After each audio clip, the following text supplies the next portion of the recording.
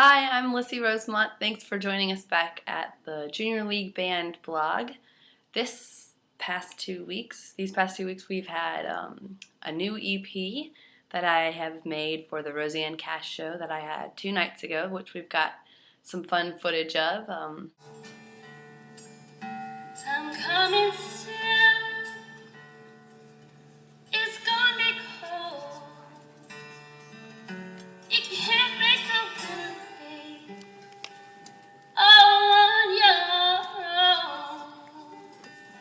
You better come in my kitchen. We're sure to be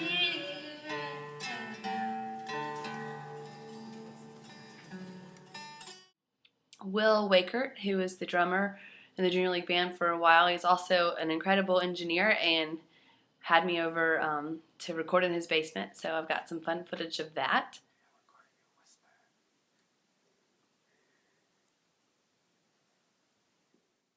I know no love song.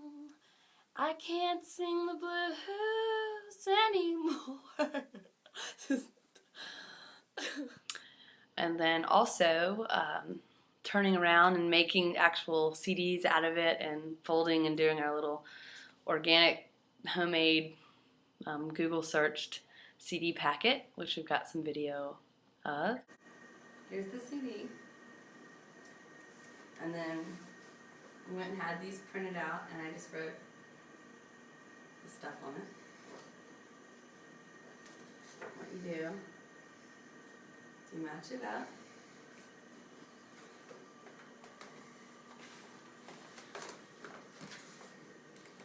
I Googled this, so.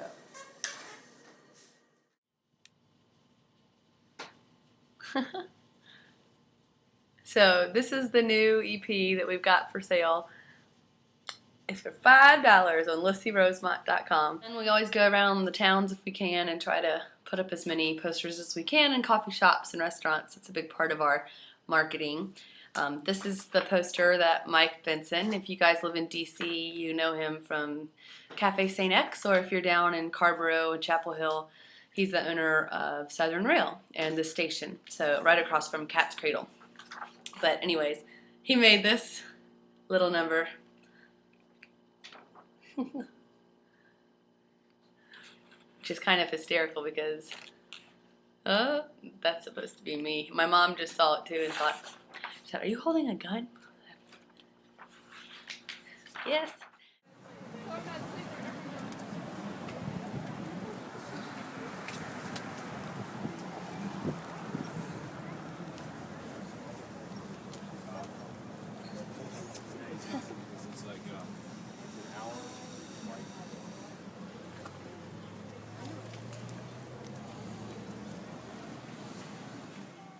Anyways, in other news, the Roseanne Cash show was wonderful. A lot of fun. She gave me a nice little shout out on stage, so it was very cool.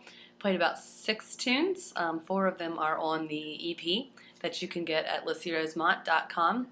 So this sort of marks the beginning of the solo bluegrass career. kiss me, mother, kiss your darling. Lay my head upon your breast. Throw your loving arms around me. I am weary, let me rest.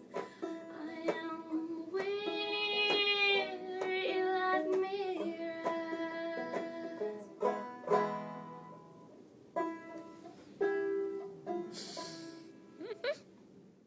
But we do have some fun pictures from backstage that we'll put up on the Facebook or on the Twitter account if you want to see those. As well, one of the other little highlights was that right when we got backstage after their set, they started to get just tons of calls all of a sudden because they just found out they were nominated for a Grammy. So that was just a total blast having that moment with them and watching such, established artists find out about their Grammy nod when you're just sitting right there having just opened. So that was a major treat, and had my family back in town from Georgia for that. So you'll see them in some of the clips. She does. Yeah, she does have a gun. Machine. Come Ashlee-Jean. Yeah. Come on. This is hysterical. Come on, Hey, Dave. Hey, Mom's seeing the poster. She said, it looks like she's got a gun. And another thing is that's been going on recently is I've been interning at the Smithsonian Folkways recordings. So it's like a half museum, half record label. All the old Pete Seeger, Woody Guthrie, Leadbelly tunes. There's some Doc Watson in our catalog, French folk songs, insect sounds. We have all sorts of random. Lee Harvey Oswald's mother reading letters he had written to her when he was in Russia, and just craziness. But it's really cool. The archivist, I don't know how you say it. His name is Jeff Place, y'all. He's also won a number of Grammys as well, and he gave me a nice tour of the archives. So the record label has probably about 10% of what's in the archives actually for sale. There's just tons of stuff. So here's a fun little clip of him showing me a letter that Leadbelly had written Mo Ash, who's the founder of Folkways, before the Smithsonian acquired it. It's just really cool to see like a letter from Leadbelly, you know, his handwriting to his friend. I'm just eating it up over there. So if anyone's looking for an internship, that's a good one. You should check it out if you're into music and audio engineering and libraries and old letters and stories. So these files are full of stuff like this. This is a letter from Leadbelly to Mo Ash in 1945 from looks like from California, from Los Angeles, California. Dear Mr. Mo Ash, what's the My pal, I got your letter. It was okay. You are a great friend indeed, and in need now. The deal without you. It's hard to read. He's talking about Leadbelly moved to L.A. for a while because he wanted to become a singing cowboy star. Believe it or not. That was his goal. He hung around Hollywood for a while. It didn't quite happen, so he moved back. But here you are. So long, your friend from H.W. Ledbetter. Get out of Los Angeles, California. Because he was trying to be a country western singer? He wanted to be a singing cowboy star. You know, if you listen to Leadbelly's records, he does things like out on the western plains. And get out of town! When it's springtime in the Rockies, and he wanted to be Gene Autry. What? Yeah. He met Gene Autry. That was one of the biggest highlights of his life. He got up to L.A., but he never got to be a singing cowboy star. Also, Jeff worked with Wilco and Billy Bragg on their record where they pulled out all the old Woody Guthrie lyrics and tried to find songs that would go to it. This tape, September 1960 in Deep Gap, North Carolina. It's Ralph Rinsler's first visit to visit Doc Watson and his family. Wow. Record them. All in these tapes. There's a few of them here. You look, there's various Watson family stuff. Watson family. Over here, there's a whole bunch of them. This became the CD, the Doc Watson family, which was an LP from I think it was 62 or 3 on Folkways, and then we reissued it in 1990.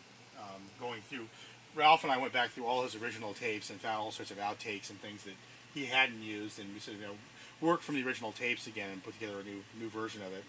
That's so wild. Yeah. And also, December 12th in Chicago, we will be playing at the Chicago Bluegrass and Blues Festival that has Dr. Dog and Bela Fleck and Emmett Nursery Band and Holy Ghost Tent Revival. It's going to be a really good time. So that's all day Saturday, December 12th. And we have a link to you can buy tickets to it. They're tracking each band's ticket sale. So if you want to let them know you bought it for the Junior League Band, make sure to email us on Facebook or Twitter or LissyRosemont@gmail.com and let me know. And I'll send you the link. So thanks again for all your support. It's December 4th, 2009 here in Washington, D.C. Got Chicago coming up for the Junior League Band and 930 Club coming up December 19th for the Junior League Band with Justin Jones and The Driving Rain. They're a great D.C. band, and American Aquarium out of Raleigh. So if you're in the neighborhood, make sure to come around and let us know if you want us to come play your town. And thanks for stopping by.